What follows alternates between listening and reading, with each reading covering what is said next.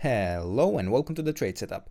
In this video we are looking at unusual machines, and on this chart on the longer time frame we are tracking this diagonal structure, in my opinion, that is forming to the upside. Now I already made a video about this, so this is really an update, and in this case we would have a wave 1 up, a wave 2 down, a third wave up, a fourth wave down, and then this could be the fifth wave that is forming to the upside. Now this only really holds as long as we stay above the $3.9 level. Now we did form a 5-wave move since the wave 4 bottom that I was considering this as the wave 4 bottom in this area could really be an ABC pattern that developed. That is still a realistic possibility, but I think I much prefer the interpretation where this wave 4 actually bottomed here with a truncated fifth wave, where the fifth wave didn't push below the low of the wave 3. Now in this case, anyway, we are tracking here an ABC pattern, and so far I am looking at this as a 5-wave move to the upside in a wave A. Then in the previous video I provided you this support zone between the around $9 level down to the $5.9 level, and this is an area that in which we have high probabilities than normal to find support and create a reversal to the upside.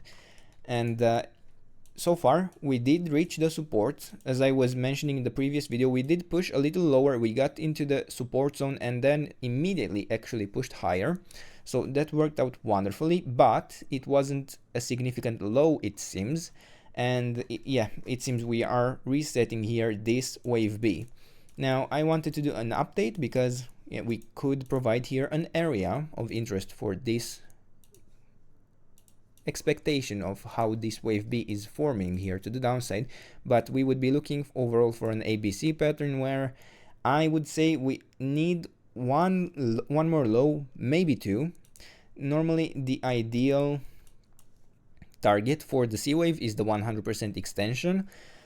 Now personally I don't expect this to be found this time. We do have quite strong support here at the 50% retracement, and that is below it, but that is completely fine. This is another entry opportunity for you to have if you are interested. Now I'm not guaranteeing that it will hold, that this level will hold. I'm not guaranteeing even that this level will hold or that this will succeed. Any setup could fail, but the risk rewards are generally, or the risk reward ratio is generally much better in these retracement areas, these pullback areas. And this is what we are overall doing here. We are doing pullback trading. Now, as I was saying, we could be looking for one or two more lows in this area. I do feel like no,